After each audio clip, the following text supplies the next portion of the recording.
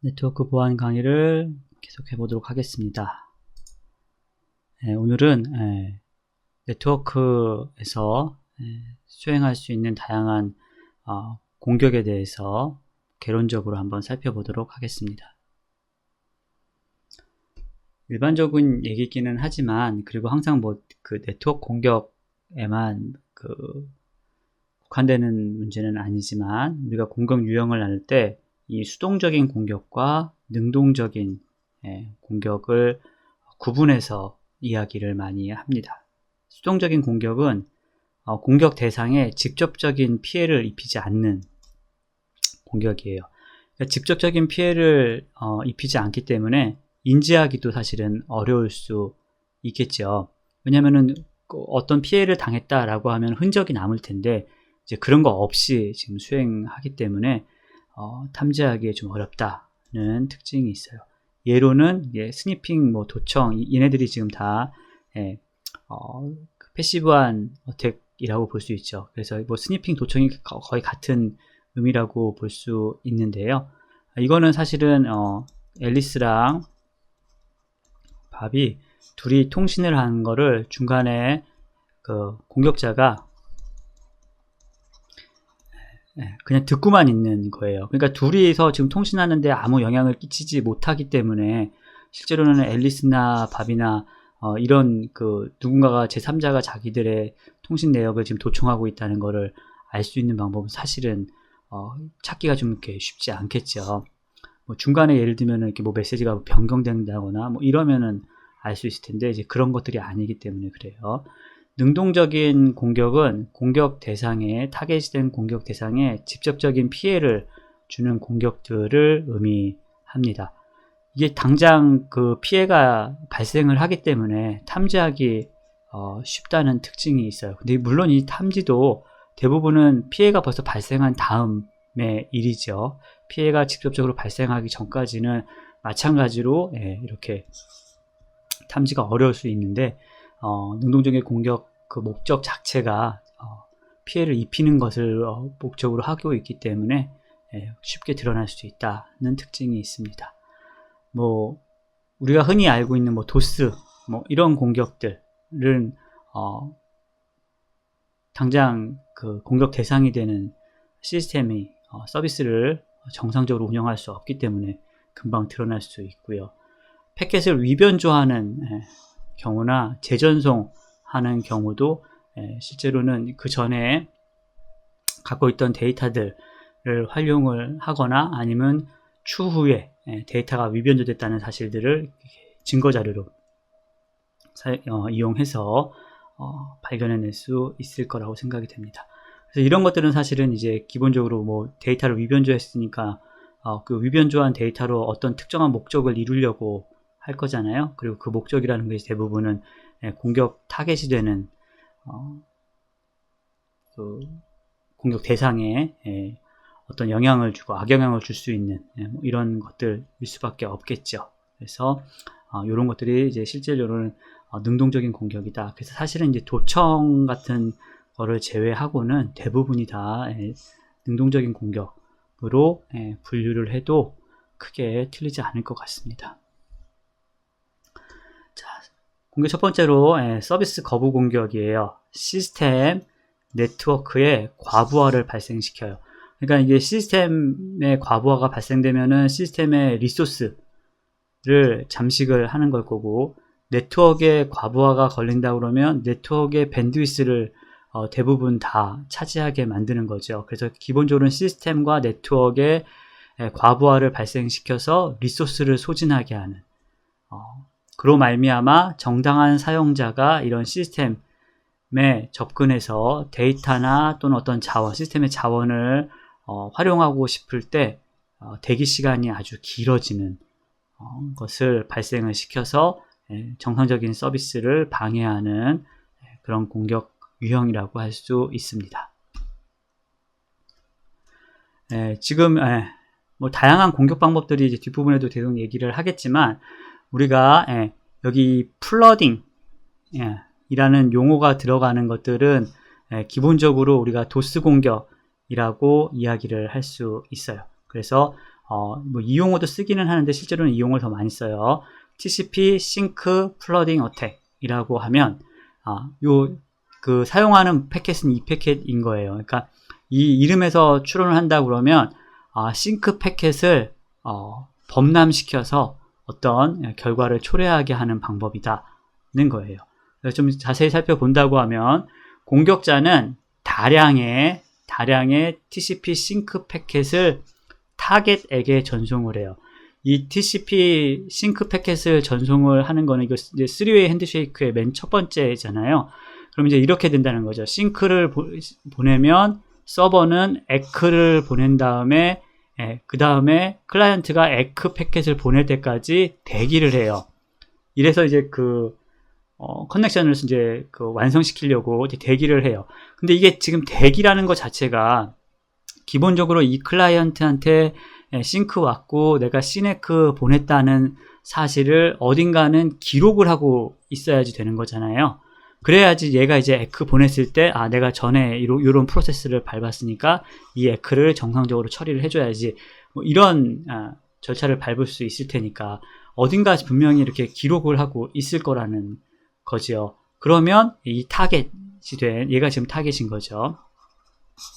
이 타겟이 된 서버의 메모리를 소진시킬 수 있다는 거예요. 그런데 이것을 우리는 지금 어떻게 할 거냐면 다량으로 보낸다는 거죠. 예를 들어서 이게 기본적으로 물리적인 메모리에다가 저장을 하기 때문에 얘 같은 경우에 그 저장할 수 있는 리스트를 무한정 그 크기를 무한하게 운영할 수는 없을 거 아니에요. 기본적으로 분명히 디폴트로 한계점이 있을 거라는 거죠. 예를 들면 이제 뭐 1000개 뭐 이런 식으로 한계점이 있을 거고 그 한계점을 얘가 다 채워버리는 거예요. 선점. 이렇게 선점을 하게 되면 그러면 사실은 우리가 이렇게 메모리에다가 어떤 거를 저장을 할 때 이게 다 이렇게 꽉 차버렸어요. 예를 들면 이렇게 쭉 들어와서 다 찼어요. 그리고 이제 새로운 게 들어왔어요.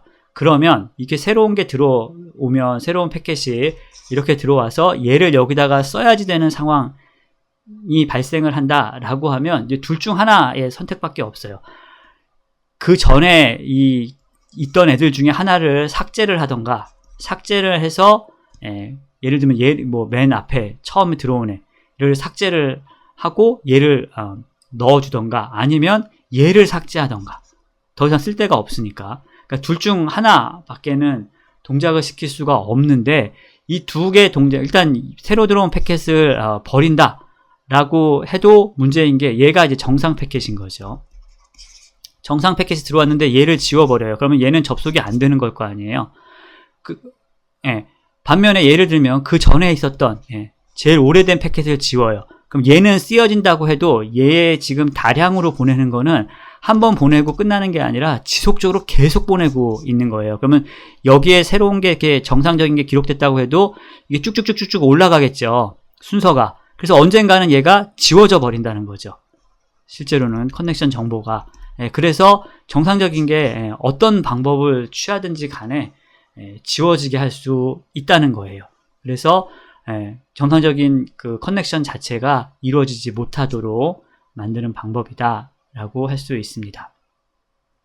자, 대응책으로는 접속 타임아웃의 타이머 시간을 짧게 단축 시키는 거예요. 그러니까 여기에서 선점 하는 거를 오래 선점하고 있지 못하게 이렇게 만들겠다는 거죠. 그러니까 사실은 이제 이게 앞부분부터 이렇게 사실은 지워지는 거예요. 근데 이게 이제 쭉 들어오는 대로 지워지기 때문에 이게 더 빨리 지워질 수 있는 거죠. 그러니까 공간이 그만큼 더 많이 남을 수도 있을 거예요. 그런데 아까 말씀드린 것처럼 이렇게 됐을 경우에 보내는 패켓 양을 많이 하면 기본적으로 보내는 패켓 양을 많이 하면 이것도 그렇게 크게 적절한 대응 방법이 안 될 수도 있어요. 그런데 기본적인 대응 방법으로 이제 이 방법이 쓰이고요.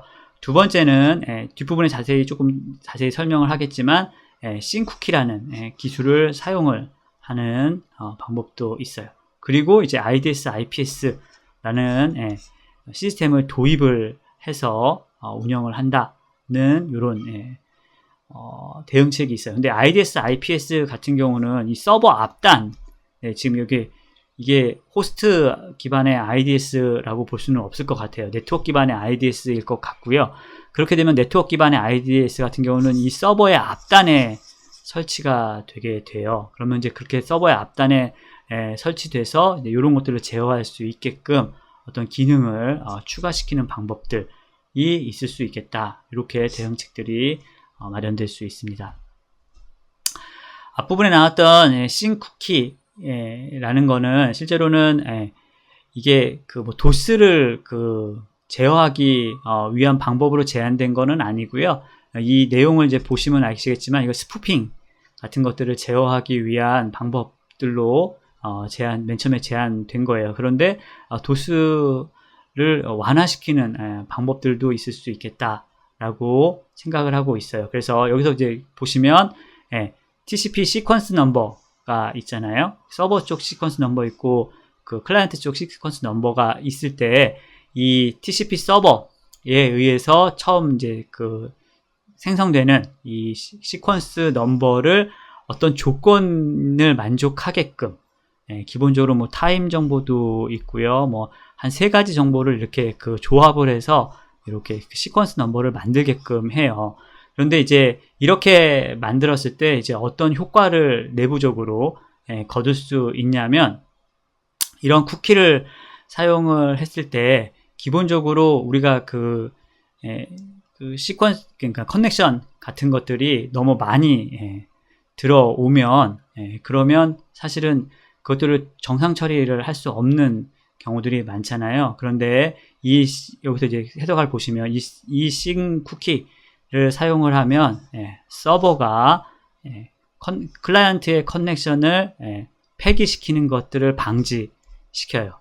어떻게 되냐면 이 싱큐가 그러니까 그 신 패킷이 들어와서 저장시켜주는 그 메모리를 우리가 싱큐라고 하는데 얘가 꽉 찼을 때 사실은 꽉 차면은 더 이상 받을 수가 없는 거거든요. 그런데 이 그 서버가 보내는 시네크로 보내는 그 패킷의 시퀀스 넘버를 어떤 조건을 만족하게 하면 마치 여기서 보는 것처럼 이 싱큐가 확장된 것처럼 그러니까 원래는 요만큼 있는데 그게 이렇게 확장된 것처럼 로지컬하게 피지컬은 아니에요. 로지컬하게 확장된 것처럼 관리할 수 있도록 해주는 방법이 제한되어져 있어요.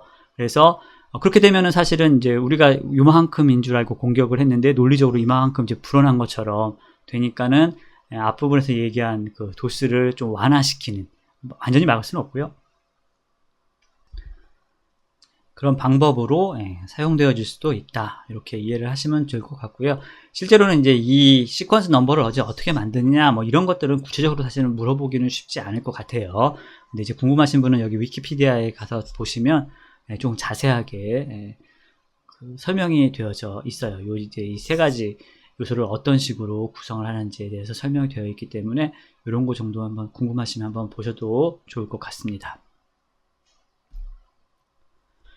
자, 시험 문제에 가장 많이 나오는 건데 고전 도스 방법이에요. 이제 스머프 어택이라고 이야기를 하는데 이거는 IP 그 위장 기술은 IP 어드레스를 위장하는 기술과 ICMP 메시지 패킷을 사용하는 공격 방법이에요. 어떻게 하냐면 타겟의 IP 주소값, 얘가 지금 빅팀이 얘가 타겟이에요. 이 타겟에 IP 주소가 있으면 공격자는 패킷을 만들 때 어떻게 만들 거냐면 소스 IP 주소, 그러니까 원래는 자기 이 공격자의 IP 주소가 들어가야 되는데 이 IP 주소를 어떤 걸로 위장을 하냐면은 이 타겟의 IP 주소로 위장을 해서 ICMP 브로드캐스트를 전파를 해요. 그러면 이 ICMP 브로드캐스트를 이제 받은 연결되어져 있는 나머지 그 다른 시스템들이 이제 그걸 받고 ICMP 메시지를 받았으니까 이 ICMP 메시지에 그 응답 그 메시지, 에코 메시지를 이제 보내는 거죠. 어디로 보내겠어요? 여기 지금 소스 IP 어드레스가 이 IP 어드레스로 되어 있으니까 얘한테 보내는 게 아니라 이 빅팀한테 보내게 되는 거죠. 그러면은 여기 다량의 여기 이제 ICMP 메시지가 빅팀에게 수신이 되기 때문에 네트워크 밴드위스를 소진시킬 수밖에 없겠죠. 그런데다가 얘가 지금 그 보내는 패킷 자체가 브로드캐스트거든요. 그러니까 이제 브로드캐스트 메시지를 보내다 보니까 여기에 지금 이 브로드캐스트 되는 그 메시지를 받는 애들이 이제 어느 정도 그 수량의 호스트가 있느냐에 따라서 공격 정도가 달라질 수도 있겠죠. 그래서 그것들을 이제 이용을 해서 요런 그 많이 브로드캐스트 메시지를 받을 수 있는 네트워크 도메인에 있는 환경 내에서 골라서 이제 수행을 하게 됩니다. 방어하는 게 가끔 이제 나와요. 이게 우리가 앞에서 말한 이 ACL은 이 라우터, 접근 통제 리스트를 이용을 해서 이제 스머프 어택을 막는 방법에 대해서 구체적으로 이렇게 기술하는 이제 시험 문제들이 조금 나오고 있기 때문에 요것 같은 것들은 이제 지난번에 그 한번 숙제로도 과제로도 한번 낸 적이 있죠. 그래서 그 방법들은 조금 익혀두시는 게 좋을 것 같아요. 다른 거 같은 경우는 사실은 조금 복잡하기도 하고 이래서 만들기가 쉽지 않은데 이거는 기본적으로 이 브로드캐스트 패킷만 좀 막으면 되기 때문에 이런 것들은 조금 한 번씩 작성을 한 것들을 찾아서 공부를 해보시면 좋을 것 같습니다. 자, 앞에서 얘기한 것처럼 이제 플러딩 어택이 이제 도스 어택의 다른 이름으로 되어지고 있어요. 그래서 ICMP 플러딩, UDP 플러딩, TCP 싱 플러딩 이런 거는 이거 이제 ICMP 플러딩 하면 ICMP 패킷을 많이 보내는 거고요. UDP 플러딩 하면 UDP 패킷을 많이 보내는 거죠. 그 다음에 TCP 싱 플러딩 하면 TCP 싱 패킷을 많이 보내는 거다. 뭐 이렇게 볼 수 있고요. 핑 메시지 자체가 ICMP 메시지를 기반으로 사용하고 있기 때문에 핑 플러딩을 다른 용으로 ICMP 그 플러딩의 종류로 이렇게 기록을 하고 있고요. 스머프도 아까 앞서서 설명한 것처럼 ICMP 메시지를 기반으로 되어 있기 때문에 이 두 가지는 다 ICMP 플러딩 공격이다. 이렇게 이야기를 하고 있습니다. UDP 패킷 같은 경우는 뭐 에코나 차젠피 서비스를 이용하는 이 네트워크 진단용인데 이제 UDP 패킷을 이용하는 네트워크 진단용으로 개발된 프로토콜들인데 이제 이런 프로토콜에 사용하는 패킷들을 계속 보내서 왜냐면 이제 보내면 응답을 해줘야 되기 때문에 보내는 방법들이고요.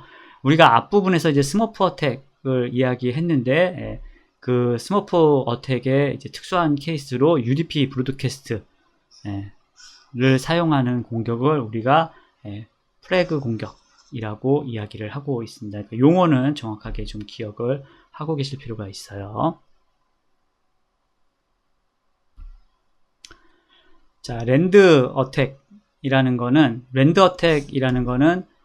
공격자가 공격 패킷을 만들 때 소스하고 데스티네이션 그 주소를 타겟의 주소 값으로 지정을 하는 거예요. 그러니까 이 얘기는 뭐냐면 소스랑 데스티네이션의 IP 주소 값이 같은 거죠. 이렇게 되면 이렇게 해가지고 패킷을 보내면 이게 그러니까 여기 공격자가 있고요. 여기 지금 타겟이 있으면 얘가 이렇게 패킷을 보낸 다음에 얘가 그 패킷을 받아서 예를 들면 이제 어떤 작업을 해야 된다, 핑을 해야 된다, 응답을 해야 된다라고 하면은 그 소스 IP 어드레스로 줄 거 아니에요. 그러면 이게 자기 자신이거든요. 이렇다 보니까는 자기가 자기 자신한테 패킷을 계속 보내서 처리를 해야 되기 때문에 리소스가 소비가 되거나 또는 오동작을 일으킬 수 있겠죠. 그래서 이 랜드 어택 같은 경우는 특징이 소스랑 데스티네이션 주소가 같다는 거 잘 기억을 하고 계시면 되고요. 대응책으로는 당연히 지금 기본적으로 소스하고 데스티네이션 IP가 같으니까 이 중간에 이제 뭐 라우터나 이런 데 봤을 때 들어오는 거 봤을 때 얘네들이 같게 되어져 있으면 걔를 이제 필터링 걸어서 패킷 전송 안 되게 만드는 방법도 있고 또 하나는 이제 여기 TCP 앞부분에 봤던 TCP 덤프나 와이어샥의 내용을 이렇게 보여주고 어떤 공격이 실제로 일어나고 있냐 이렇게 물어보기도 되게 쉬워요. 만들기 쉽죠. 그냥 패킷이 쭉 전송되는 것들만 보여주면 되니까. 그러면 이제 그럴 경우에 이제 보면 여기서 보면은 여기 본 것처럼 데스티네이션이랑 소스 주소가 같은 패킷이 다량으로 지금 가고 있는 거예요. 뭐 프로토콜이나 뭐 이런 것들은 달라질 수는 있어도 하여튼 뭐 여러 가지 프로토콜을 사용한다고 해도 기본적으로 프로토콜 서비스하고 관계없이 이 두 겹씩 같은 패킷들이 다량으로 들어간다라고 하면 랜드 어택이라는 것들로 규정해서 답을 하면 될 것 같아요. 자, 프레멘테이션 공격에 우리가 그 용어로는 단편화라고 해요. 기본적으로 이렇게 패킷 사이즈가 큰데 우리가 네트워크에서 효율적으로 처리하기 위해서 이걸 이렇게 단편화라고 해서 이렇게 조각을 내는 거를 우리가 프레멘테이션이라고 얘기해요. 그래서 얘를 이렇게 하나를 독립적으로 해서 보내게 되고, 그렇게 해서 보내는 거를 받은 수신단에서는 이렇게 각각을 받은 애들을 또 모아서 이렇게 전체 패킷을 만드는 이런 작업들을 하게 돼요. 그럼 이제 중요한 거는 이렇게 보냈을 때 얘가 첫 번째, 두 번째, 세 번째, 네 번째 이렇게 정상적으로 순번이 잘 돼야지 이 조합도 첫 번째, 두 번째, 세 번째, 네 번째로 이렇게 조합을 할 수 있잖아요.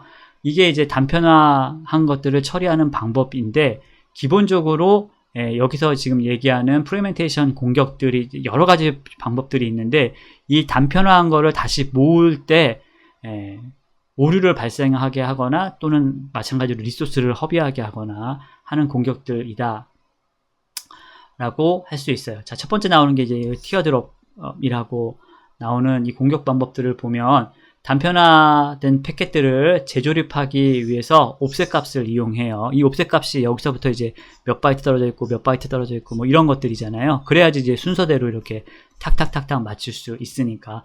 그런데 얘를 그 옵셋 값을 중복되게 만든 거예요.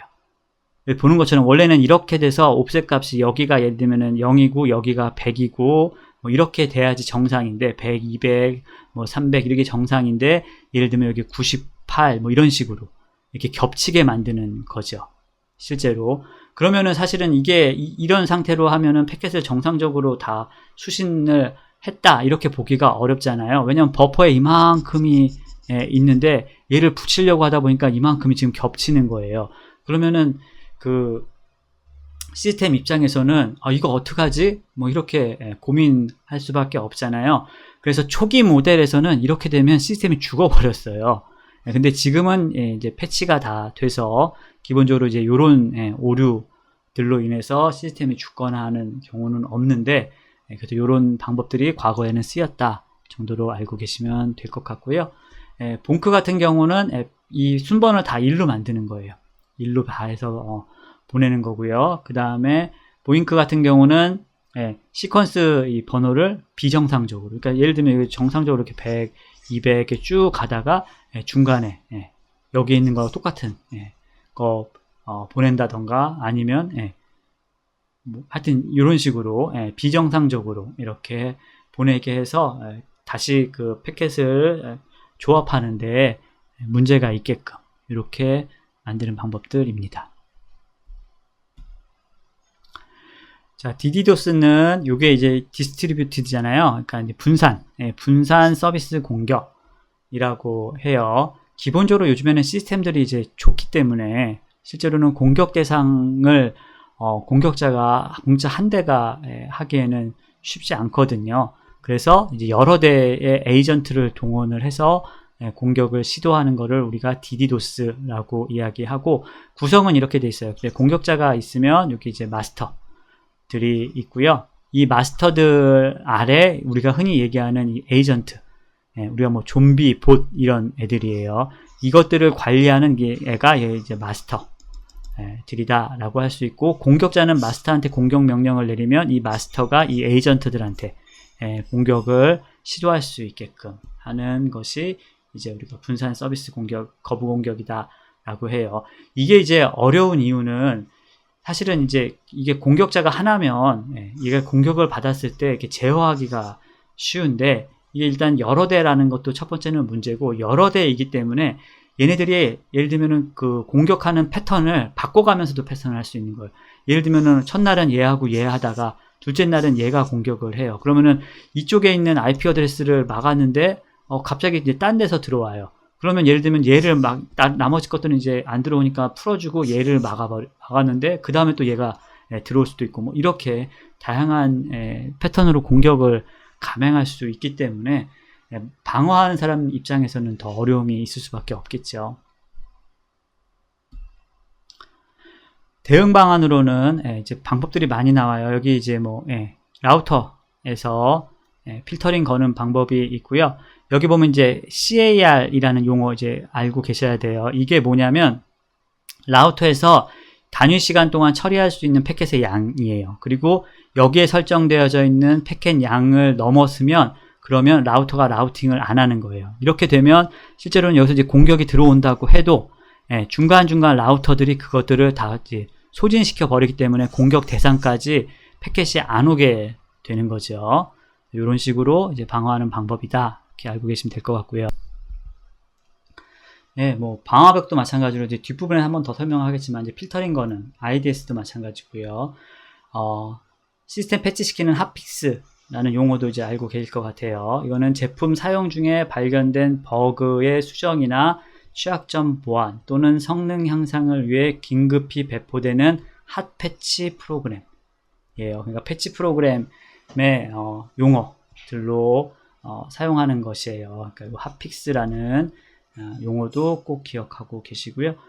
로드 밸런싱 같은 경우는 패켓이 이제 전송되어지는 것들을 분산시켜서 처리할 수 있게, 그러니까 이게 시스템을 사실은 이제 여기 2중화, 3중화라고 하는 거는 여기에 있는 예를 들면 시스템, 공격 대상 시스템을 똑같은 걸 이렇게 2중화, 3중화 이렇게 시키는 거예요. 그래서 어디서 들어오는 거는 여기서 처리하고 딴 데 들어오는 건 여기서 처리하고 이렇게 만드는 거죠. 그러니까 똑같은 일을 처리하는 애들을 여러 개 두고 로드 밸런싱이니까 이제 그 일의 업무량을 이렇게 분산시켜서 나눠서 처리하게끔 하겠다는 의미예요. 그러다 보면은 아무래도 한 대 운영하는 것보다는 훨씬 더 효과적일 수밖에 없겠죠. 여기 DPI 보면 Deep Packet Inspection이라는 용어는 뭐냐면 이게 이제 패켓 필터링을 검사할 때 대부분 네트워크 계층이면 IP나 또는 뭐 포트 정도를 보고서 패켓을 검사하는데 DIP 같은 경우는 여기서 그 얘기한 것처럼 전 계층 전체를 다 적용시켜 가지고 필터링을 거는 것이다. 그러니까 이제 전체를 다 본다고 하기 때문에 서비스나 이런 것들에 대한 내용도 이제 확인을 해보는 거죠. 그래서 그런 내용을 기반으로 해서 이제 패켓의 우선순위를 잡을 수 있다는 거죠. 그래서 급한 패켓들을 먼저 처리할 수 있게끔 해줄 수 있고요. 우리나라에서 지금 이제 많이 사용하는 것 중에 하나가 이 사이버 대피소예요.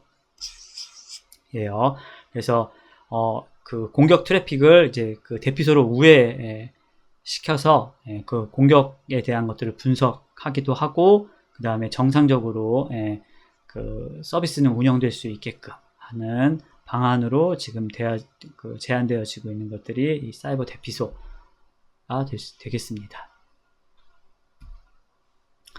사례가 가끔 나오기는 했어요. 그러니까 이제 책에서도 아마 계속 업데이트가 되고 있을 거라고 생각을 하는데 그 사례에 대한 이름, 그 다음에 어느 정도의 피해가 됐는지, 뭐 방법, 뭐 이런 것들은 기본적으로 암기하고 계시는 게 좋을 것 같아요.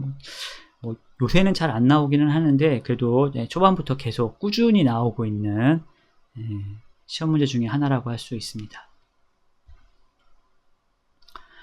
최신 뭐 공격 유형들이라고는 얘기하지만 아까 말씀드린 것처럼 네트워크 대상으로 하는 대역폭 소진 시키는 공격이 있고, 그 다음에 서비스의 그 리소스 그러니까 장비의 리소스를 소진시키는 방법들이 있어요. 그래서 뭐 이런 것들은 조금 이렇게 구분 짓는 것 정도로 공부를 해보시기 바랍니다.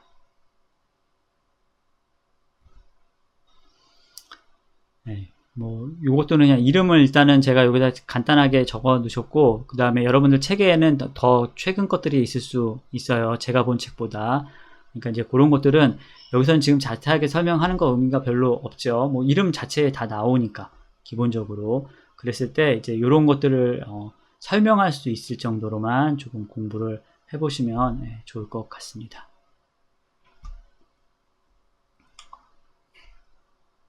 죄송합니다.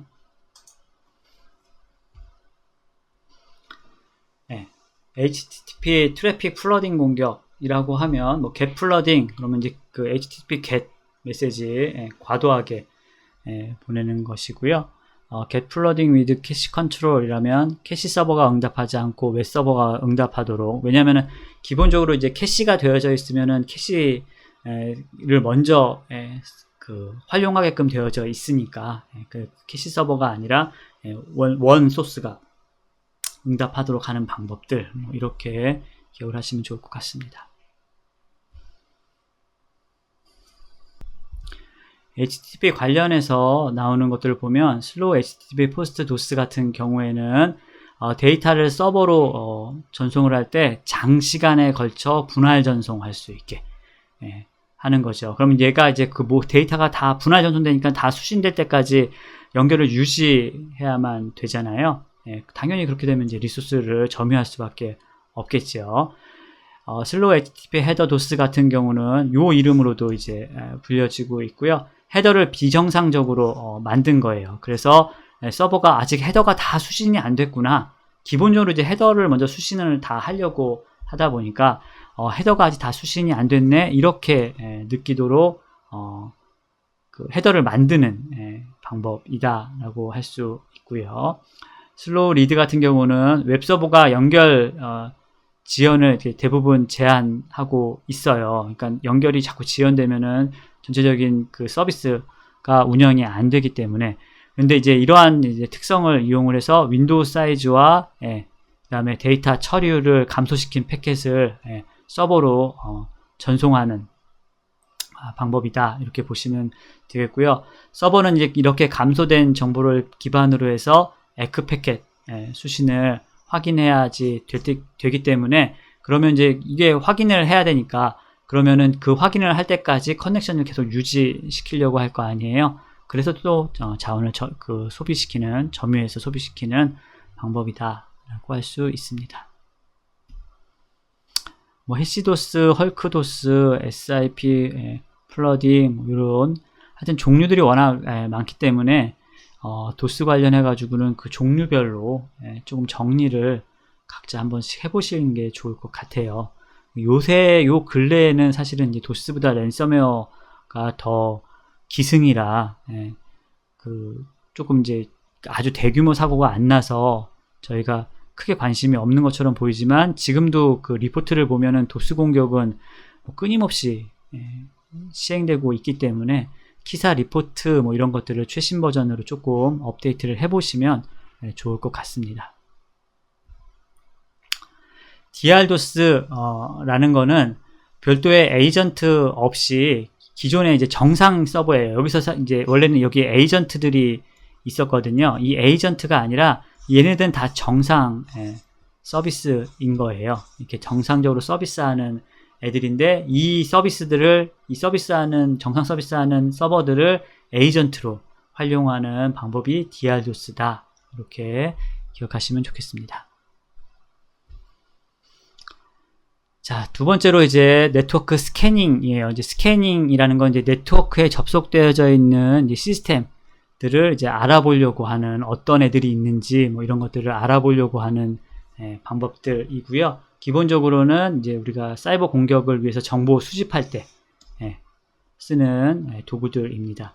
풋프린팅이라는 거는 공격 대상에 대한 정보를 다양한 방법을 통해 수집하는 단계라고 할 수 있고요. 뭐 이게 이제 다양한 방법이에요. 그러니까 뭐 사회공학 기법 이용할 수도 있고요. 뭐 포탈 검색할 수도 있고요. 뭐 그런 것들로 이제 처음 공격 시도하기 전에 정보 수집 단계다, 이렇게 보시면 되겠고요. 스캐닝이라는 거는 공격 대상의 서비스, 시스템, 네트워크 구성 등에 대한 실제적인 정보를 수집을 하는 거예요. 그러니까 얘네들이 지금 풋프린팅이라고 하면 어렴풋한 정보들을 수집을 할 수밖에 없겠다고 하면, 스캐닝 같은 경우는 이제 실제 정보예요. 그러니까 뭐 IP 어드레스, 대역보, 그다음에 운영 체제, 뭐 이런 것들, 그러니까 그 시스템이 운영하고 있는 운영 체제가 윈도우인지 리눅스인지, 윈도우면은 버전이 어떻게 되는지, 뭐 이런 것들을 알아보는 단계다라고 보시면 될 것 같고요. 그 다음에 이제 이렇게 해서 스캐닝까지 해가지고 정보가 기록이 되면 걔를 이제 목록화를 하는 거죠. 이제 목록화라는 거는 이제 그 지금까지 조사된 자료들 잘 정리하는 단계라고 할 수 있고요. 그렇게 해서 이제 정리된 정보를 바탕으로 해서 라우팅 테이블, SNMP 정보와 같이 보다 더 직접적인 정보들을 수집을 하는 단계다라고 볼 수 있습니다. 순서도 좀 중요해요. 이 순서로 간다는 거, 그 순서도 기억을 하고 계시기 바랍니다. 자, 포트 스캔하는 방법 이제 살펴볼 필요가 있는데요. 일단 스캐닝하는 방법이 ICMP 스위핑이라고 해서 이게 지금 다 포트 스캐닝하는 방법들이에요. TCP, UDP. 그래서 뒷부분에서 이제 실제로 이제 얘네들을 이제 어떻게 하는지에 대해서는 차근차근 한번 살펴보도록 하겠습니다. 이건 제가 앞부분에서 한번 설명드렸죠. 패켓 수신 됐을 때, 그럴 때 이제 어떻게 처리하는지에 대한 것들을 이렇게 설명을 한 거예요. 그래서 이거 이제 우리가 뒷부분에 이제 스캐닝 같은 거 할 때, 왜 그렇게 응답이 가는지 뭐 이런 것들은 요 표 하나로 다 설명이 가능해요. 그러니까 꼭 이해하시고 암기하시고 이해하시면 좋을 것 같아요. 자, 포트 스캔 종류를 한번 볼게요. 첫 번째는 이제 오픈 스캔이에요. 이거는 시스템 호스트의 활성화 및 서비스 활성화 여부도 함께 조사하는 건데요. 종류로는 TCP 스캔, UDP 스캔이 있고, TCP 스캔에서는 TCP 풀 오픈 스캔과 하프 오픈 스캔, 이렇게 두 가지 종류가 있습니다. 이제 여기 보시면 공격자가 이제 타겟한테 신 패켓을 보내요. 그러면 얘가 정상적으로 그 포트랑 서비스가 다 열려 있으면 시네크를 보내겠죠. 그러면은 이렇게 에크를 보내요. 기본적으로. 이게 그러면 이제 이렇게 3웨이가 다 되어 있다라고 하면 여기에 그 포트 번호가 열려 있구나는 거를 이제 알 수 있는 거예요. 그런데 만일 여기서 이제 신 패켓을 보냈는데 여기에 해당하는 포트가 열려 있지 않아요. 그러면 원래는 시네크가 와야 되는데 뭐가 오냐면 리셋 에크가 와요. 그러면 얘가 지금 받으면 이 지금 해당 포트가 열려 있지 않구나.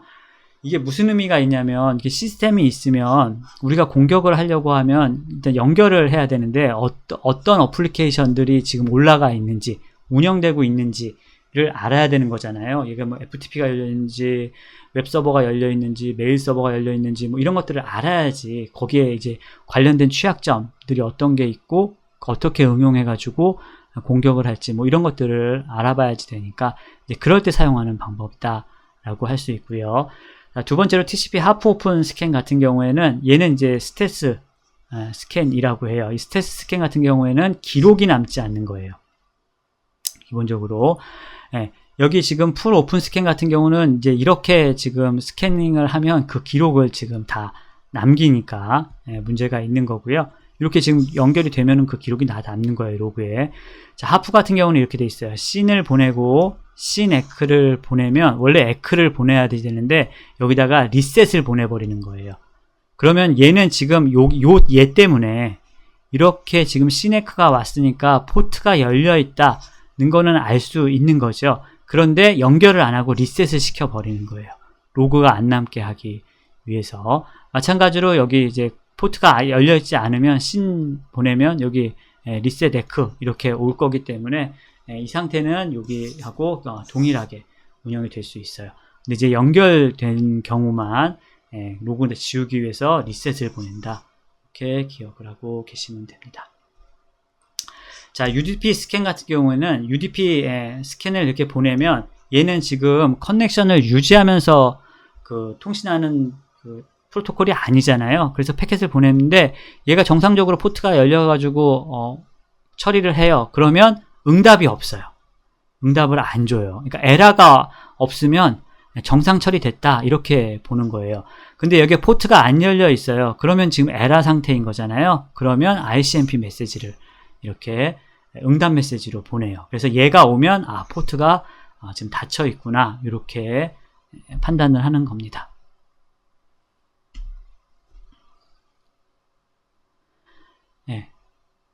스탯스 스캔 같은 경우에는 로그, 증거를 남기지 않는 스캔 방법으로 앞서 설명한 TCP 하프 오픈 스캔이 있고요. 핀, 널, 엑스마스, 에크 스캔 같은 경우들이 로그에 남지 않아요. 그래서 이제 어떤 패켓을 보냈을 때 어떤 응답이 오는지 이런 것들을 지금 보는 거예요.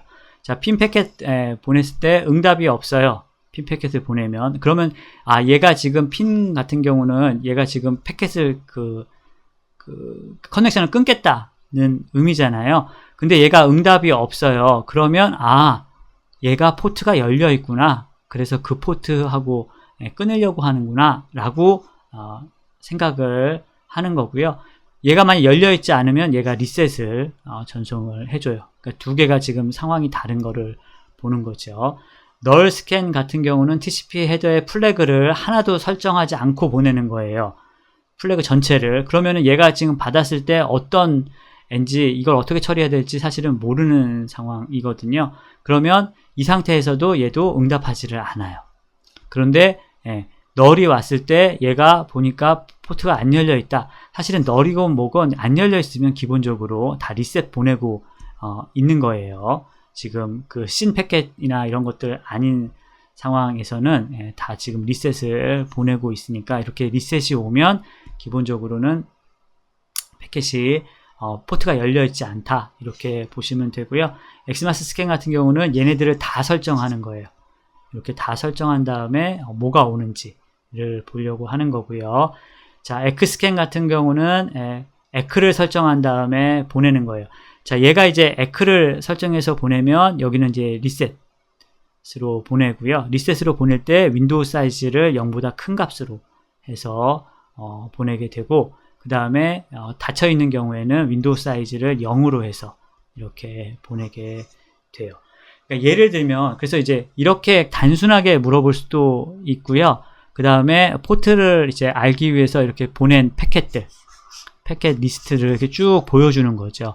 그랬을 때 실제로 이제 보낸 패켓이 어떤 종류고 응답이 어떻게 왔다. 이렇게 됐을 때 지금 포트에 대한 상태는 어떤가. 이런 식으로도 이제 질문이 나갈 수 있는 거죠. 그래서 좀 구분해서 잘 기억을 하시기 바랍니다. 자, TCP 단편화 스캔 같은 경우는 이제 여기서 얘기하는 건 이제 우회 기술이에요.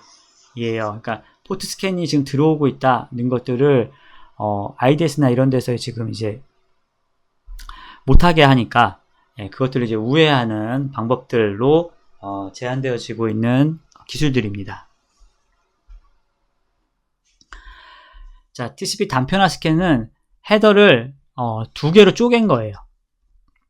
헤더를 두 개를 쪼개다 보니까 이 두 개가 각각을 봐서는 판단하기가 어렵거든요. 이게 조합을 하는 거는 지금 라우터나 이런 데 조합하는 게 아니라 그 시스템 자체 내에서 하고 있는 거니까 그 최종 공격 대상이 된 애가 이 단편화된 거를 재조합을 하려고 하기 때문에 이렇게 지금 나눠서 보내면 중간에 IDS나 이런 데에서 이것들을 정상적으로 필터링 걸기가 어렵다는 거고요. 자, 시간차 스캔 같은 경우는 아주 짧은 시간 동안에 많은 패켓을 한꺼번에 보내서 방화벽이랑 IDS 같은 보안 시스템의 처리 용량을 넘어버리는 거예요. 그럼 사실은 이제 처리 용량을 넘었을 때 이 패켓을 다 버릴 거냐 아니냐는 문제가 생기잖아요. 근데 패켓을 버리면 서비스가 닫혀진다는 거예요.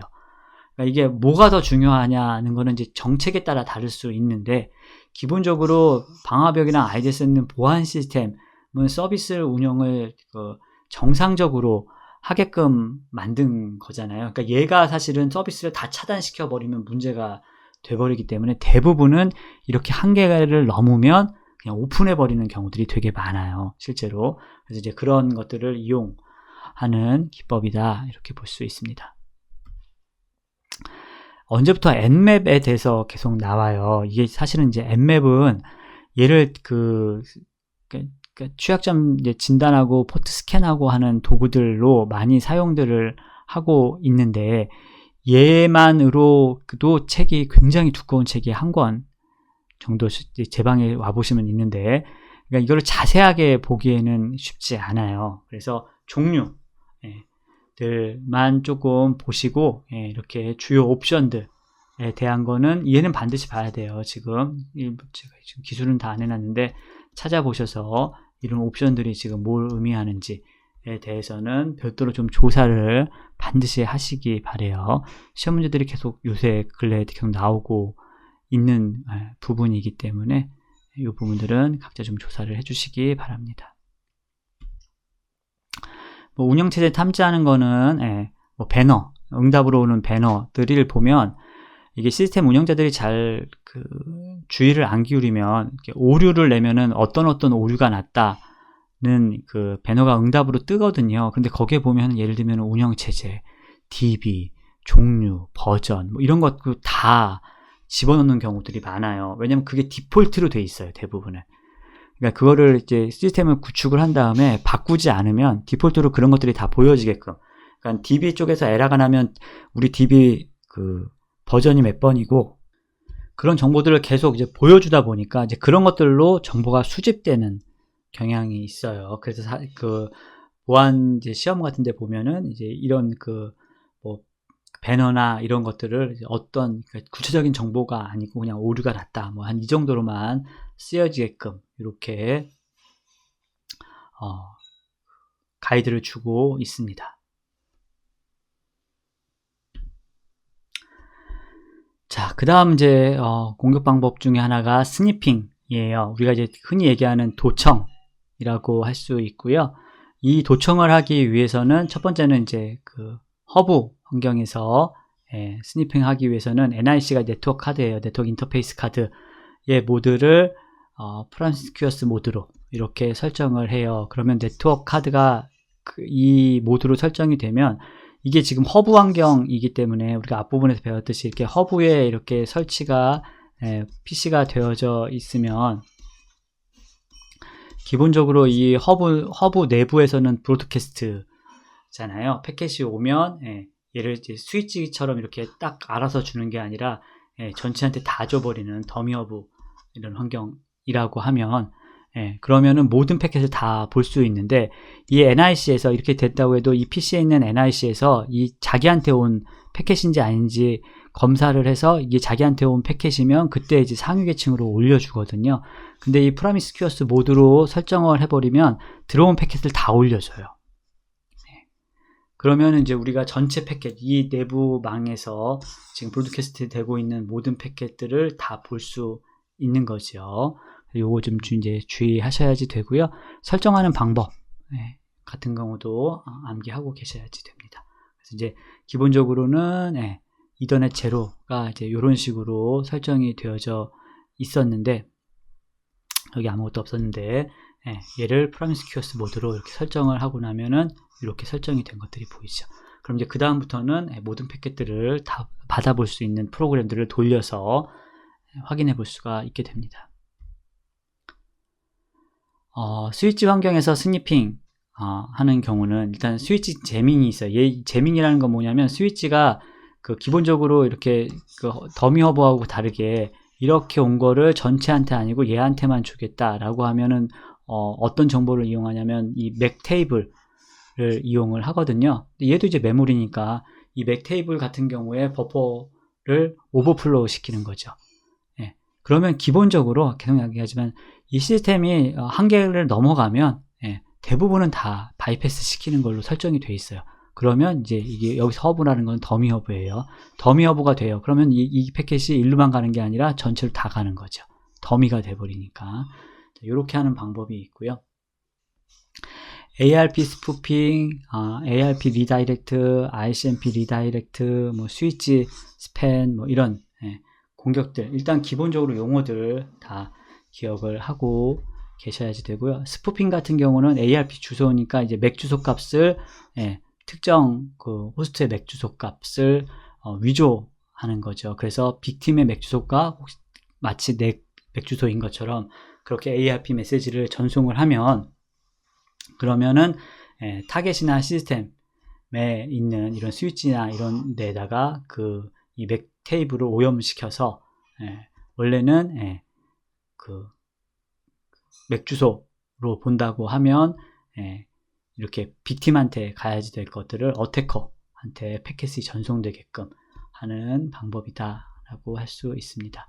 ARP 리다이렉트는 공격자는 자신의 맥 주소를 게이트웨이나 라우터의 맥 주소로 위조를 해요. 그러면 기본적으로 얘가 라우터나 게이트웨이니까 패킷이 일단은 글로 모두 갈 거거든요. 그래서 수행하는 방법이다 라고 할 수 있고요.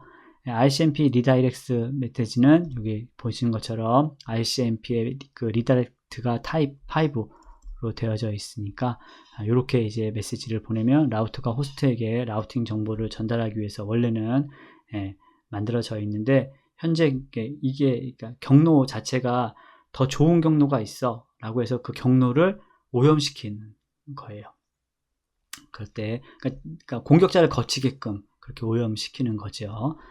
자, 스위치 스팬 포트를 이용한 스니핑 같은 경우는 스위치에 포터 미러링 기능이라는 게 있어요. 이게 어떤 기능이냐면 각 포트에 전송되는 데이터를 미러링하고 있는 포트에 똑같이 전송해 주는 기능이에요. 이거 어디에서 사용하냐 그러면 이렇게 IDS 시스템 같은 경우에 사용을 해요. 왜냐하면 이렇게 지금 가는 것들을 여기서 한번 이렇게 거쳐 필터링 걸어서 보이고 싶은 거예요. 근데 이제 예를 들면은 이게 이렇게 들어가는 거를 얘가 막게 되면 이렇게 거쳐서 이렇게 가라라고 하면 얘가 지금 그 공격의 타겟도 될 수 있고 성능 저하의 원인도 될 수 있잖아요. 그래서 대부분 이렇게 미러링 시키고 있어요. 들어가고 이게 미러링 돼서 같은 패킷을 얘가 이제 검사해서 빨리 조치할 수 있게 이렇게 하고 있는 게 이제 미러링 기능이라고 하는데, 요런 이제 미러링 기능이 있으니까 원래는 이 IDS가 이용하는 건데 얘가 IDS가 아닌 공격자가 이제 어태커가 요 미러링 기능을 잠식을 해서 자기가 꼭 IDS 있냐 이렇게 되면 거의 합법적으로 얘가 이렇게 패킷이 들어가는 거죠. 이런 방법들이 스니핑 방법으로 사용되어지고 있습니다. 뭐 대응 방법으로는 기본적으로 프로미스큐어스 모드 안 되게 하고 있고요. 가장 그 기본은 무조건 암호화예요. 그러니까 도청이나 스니핑의 대응 방법 1순위는 무조건 패킷 암호화. 이렇게 기억을 하고 계시면 좋겠습니다.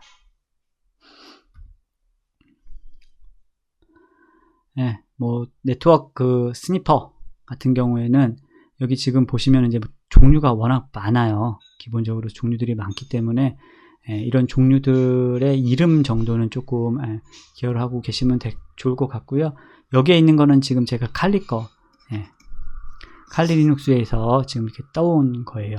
그러니까 이제 그 칼리 리눅스에 있는 스니퍼들 같은 경우는 이름 정도, 유명한 애들이니까 이름 정도는 조금 정확하게 어떻게 구동된다까지는 내긴 쉽지 않아도 다음 중 뭐 네트워크 스니퍼의 종류가 아닌 것은 뭐 이렇게 낼 수도 있으니까 이름 정도는 조금 리스팅 해가지고 기억하시기 바랍니다. 자, 스푸핑이라는 거는 스니핑하고는 다르게 스푸핑이라는 거는 다른 사람인 척 하는 거예요. 그러니까 여기서 뭐냐면 사칭, 위장, 그러니까 우리가 흔히 얘기하는 impersonation이라고 하는 다른 사람인 척 하는 거. 그래서 그냥 이름에서 다 나와요. ARP 스푸핑은 맥 어드레스를 위조하는 거예요. 그러니까 다른 호스트의 맥 어드레스를 가져다가 내 거 있냐 쓰는 거. IP 스푸핑은 다른 호스트의 IP 주소를 가져다가 내 거 있냐 사용하는 거죠. DNS 스푸핑은 DNS로 DNS 서버처럼 위장해서 IP 주소를 제공하는 거죠. 웹 스푸핑, 이메일 스푸핑 뭐 이런 방법들이 있는데 기본적으로는 이 세 개에 대한 것들을 제일 많이 물어본다 라고 기억하고 계시면 되겠습니다. 뭐 ARP 스푸핑은 기본적으로 호스트 IP 주소의 맥 주소 값을 변경할 때 사용하는 ARP를 이용하게 돼요. 근데 앞서서 얘기한 것처럼 ARP에는 기본적으로 그 인증 메커니즘이 안 들어가 있어요. 그래서 ARP 메시지로 전송이 오면 최신의 것으로 항상 업데이트해서 사용하게끔 되어져 있어요. 그러니까는 예를 들어서 어태커가 타겟의 그 맥 주소를 자기인 양 ARP 주소를 그 메시지를 뿌리면 모든 그 ARP 메시지를 받은 호스트들은 자기 그 백테이블을 다 그걸로 갱신을 해버리는 거예요. 그래서 이거는 이제 그 ARP 메시지에 인증 메커니즘이 없기 때문에 발생하는 취약점이다, 이렇게 말씀드릴 수 있겠습니다. 그래서 뭐 기본적으로 이제 이게 지금 그 칼리에서 갖고 있는 그 ARP 스푸핑하는 도구고요. 기본적으로 이렇게 해가지고 타겟의 ARP 캐시를 팔로전 시키는 게 주 목적이에요. 근데 특징은 뭐냐면 말씀드린 것처럼 얘는 최신 것으로 항상 갱신을 하기 때문에 얘가 메시지를 ARP 그 스푸핑 메시지를 하나 보냈다가 또 이제 그 정상적인 애가 자기 ARP 메시지를 보내버리면 다시 정상적인 걸로 업데이트가 돼버리거든요. 그래서 이 ARP 스푸핑 공격이 시작이 되면 기본적으로 이 ARP 스푸핑하는 메시지가 계속 나가요. 그래서 이 중간에 쭉 나가다가 정상적인 애가 하나 들어갔어. 그래서 정상적으로 업데이트가 돼도 그 다음에 다시 계속 보내고 있으니까 얘가 바로 이렇게 덮어 씌워지는 거죠. 그래서 이제 패킷을 쭉 보시면, 그러니까 그 와이어샷 같은 것들로 아니면 TCP 덤프로 이렇게 보시면 ARP 메시지가 이상하게 많이 나가요. 그러면 ARP 스푸핑 공격이 지금 일어나고 있다, 이런 식으로 확인을 해볼 수 있습니다. 자, 대응 방안으로는 이제 자동으로 하는 게 아니라요, 그 맥 주소를 이렇게 스태틱하게 고정시켜 놓는 거죠. 그래서 이제 ARP 메시지가 와서 갱신되는 게 아니라 관리자가 직접 넣어주게끔 이렇게 만드는 겁니다. 문제는 여기 본 것처럼 얘가 재부팅하면 이 스태틱 옵션이 다 사라져요. 그렇기 때문에 이 부분을 꼭 주의하셔서 관리하시면 좋을 것 같습니다. 여기 보시는 것처럼 여기 스태틱, 사실은 크게 중요하진 않았었는데 지금은 이제 대응 방안 쪽이기 때문에 앞부분에서 우리가 ARP 얘기할 때도 이거 얘기는 했었는데요. 지금은 이제 대응 방안으로 이 -S 옵션 꼭 기억하고 계시기 바랍니다. IP 스푸핑 같은 경우는 IP 어드레스 자체를 이제 가로채서 사용하는 방법들이고요. 여기서 보시면 여기 공격자가 있고 여기 빅팀이 있으면 기본적으로 얘가 지금 누구인 척 하고 싶은 거냐면 A인 척 하고 싶은 거예요. 그러면 얘가 A가 살아있으면은 지금 문제가 되거든요. 그래서 맨 처음에 A를 일단은 도스 공격해가지고 시스템이 정상 동작하지 않도록 그러니까 뭐 그냥 일반적인 용어로 이 시스템 A를 죽이는 거죠. 죽인 다음에 그 다음에 이제 공격을 시작하는 거예요. 그래서 여기 이제 신 패켓을 보낼 때 얘가 주소가 예를 들어서 얘가 20번 주소다 그러면 내가 20번이야 라고 해서 신 패켓을 보내는 거죠. 그러면 얘가 시네크를 보낼 거 아니에요. 이렇게 보낼 거거든요. 근데 이렇게 보낼 건데 얘가 지금 응답을 하지 않아요. 왜냐면 얘가 지금 1번에서 죽였기 때문에 얘가 응답을 하지 않아요. 응답을 하지 않으니까 얘가 이렇게 갔을 것 같다는 시간차를 두고 이 5번을 보내는 거예요. 에크 메시지를. 무슨 말인지 아시겠죠? 얘가 응답 안 하고 이제 얘가 응답하니까 얘가 에크 보내면 이렇게 커넥션이 연결되는 거죠. 그래서 이런 식으로 이제 그 A인 척 만든다는 거 이해하셨으리라고 생각됩니다. 뭐 대응 방안으로는 외부 사용자에 의한 내부 호스트의 스푸핑 공격 같은 경우는 외부에서 이제 내부로 들어오는 것들은 필터링 걸 수 있잖아요. 라우터나 뭐 이런 데서 방화벽이나 이런 데서 다 필터링 걸 수 있으니까 그렇게 사용할 수 있고요. 그 다음에 뭐 접근 제어 프로그램, 뭐 인증 절차, 뭐 이런 것들 다 지금 집어넣어야 된다는데 기본적으로 뭐인 척하는 거기 때문에 실질적으로 이렇게 뭐 인증 절차 뭐 이런 것들을 추가하지 않는 선에서는 사실은 막기가 좀 어려운 면이 있어요.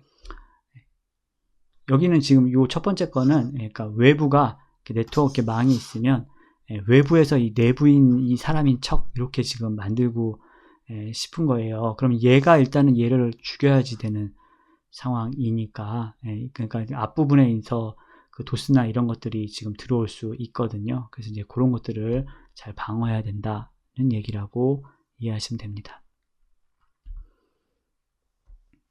DNS 스푸핑 같은 경우는 DNS 쿼리에 가장 먼저 수신된 그 DNS 응답을 사용한다는 그 특징 때문에, 이거 지금 앞부분에 그 ARP 스푸핑하고도 비슷한 거예요. 그러니까 그거를 인증하지 않고 일단 들어온 거를 믿고 사용한다는 거예요. 근데 ARP 같은 경우는 최신 거로 업데이트를 되는 반면 DNS 같은 거는 맨 처음에 온 거를 그냥 믿고서 나머지 것들은 다 버려요. 그러니까 그 특징을 이용하는 거다라고 보시면 되고요. DNS 같은 경우는 일단 그 자기 시스템에 있는 캐시 정보 확인하고요. 그 다음에 자기 시스템에 있는 호스트 파일 확인하고요. 그리고 없을 때 DNS 쿼리를 날리게끔 되어져 있습니다. 그래서 이제 빅팀이 이렇게 있으면 실제로는 이제 이렇게 요청을 하는 거죠. DNS 서버가 이렇게 요청을 하면 얘보다 앞서서 응답을 먼저 주는 거예요. 그러니까 여기에 지금 캐시나 호스트 파일에 그 정보가 없다는 가정하에서예요. 가정하에서 얘가 이렇게 보냈을 때 얘가 먼저 응답을 주는 거고, 그랬을 때 이제 응답 주는 게 이렇게 정상 서버가 아니라 위장 서버 주소로 이렇게 전달을 해주는 거죠. 얘가 온 다음에 그 다음에 얘가 뒤늦게 응답을 줘도 아까 말씀드린 것처럼 얘는 무시돼 버리거든요. 얘는 그냥 버려지고 첫 번째 온 거를 가지고 무조건 사용을 하기 때문에 이런 문제점들이 발생할 수 있습니다. 자, 마지막으로 이제 TCP 그 세션 하이제킹이에요. 이거는 이제 그 서버와 클라이언트가 통신을 할 때 다른 그 어태커가 그 통신의 접속을 끼어들어서 획득하는 방법으로 사용을 합니다. 이용하는 방법은 시퀀스 번호를 가지고 이제 활용을 하고요. 기본적으로는 이렇게 돼 있어요. 이게 이제 정상적인 상태예요. 그럼 여기서 지금 보시면 여기 클라이언트 마이 시퀀스가 클라이언트가 갖고 있는, 그러니까 여기 클라이언트 쪽에서 갖고 있는 시퀀스 번호고요. 그 다음에 서버 마이 시퀀스는 서버가 갖고 있는, 지금 통신하려면 클라이언트 시퀀스 넘버, 서버 시퀀스 넘버 각각을 관리하잖아요.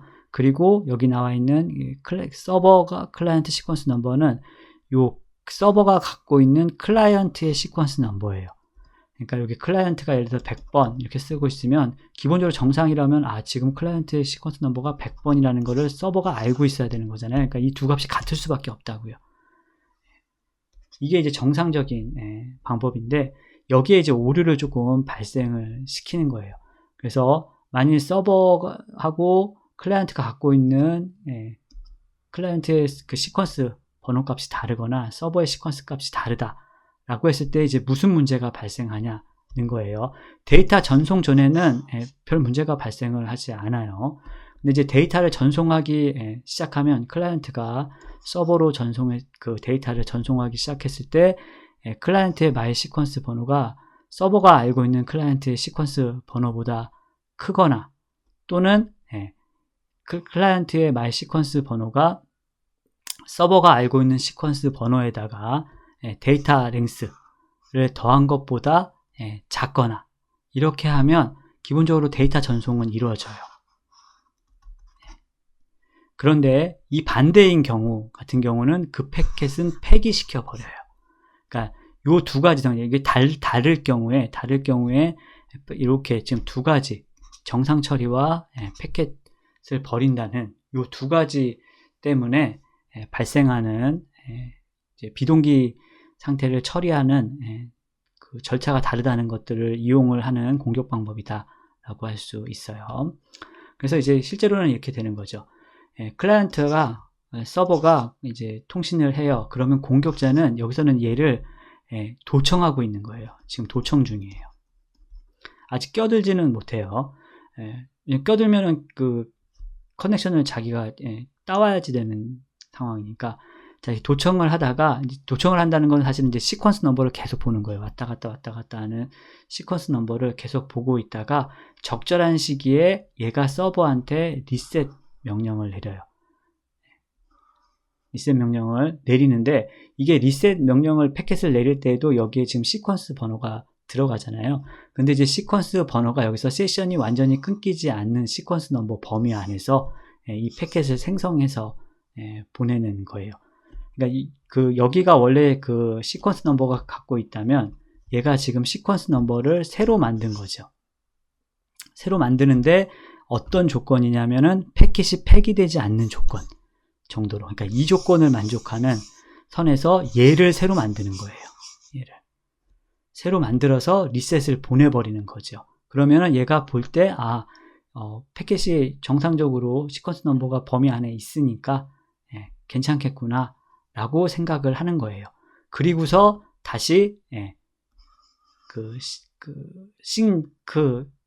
신 패킷을 다시 보내는 거죠. 접속을 새로 생성해가지고 접속을 보내는 거고요. 그렇게 되면 얘가 접속이 이렇게 지금 이루어지게 되죠. 그리고서 패킷이 얘가 이제 보내요. 그럼 얘는 지금 도청하고 있는 애니까 그 패킷을 가로채요.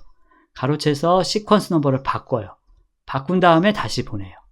그리고 에크가 와요. 그러면 시퀀스 넘버를 바꿔요. 그래서 다시 보내요.